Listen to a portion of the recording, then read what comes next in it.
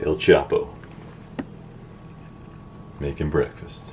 Stick around.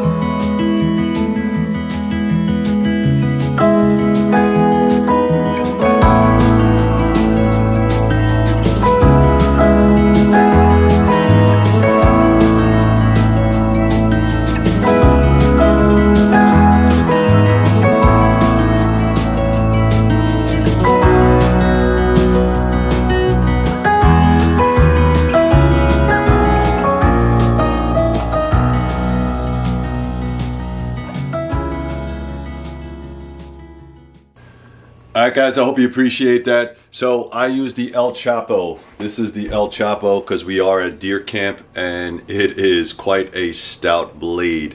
All right, this is 1095, 3/16 inch thick.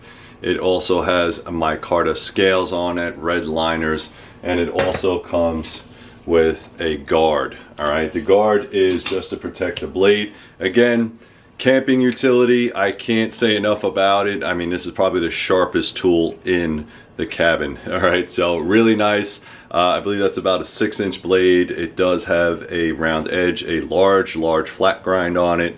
Super nice blade. So let's make some breakfast.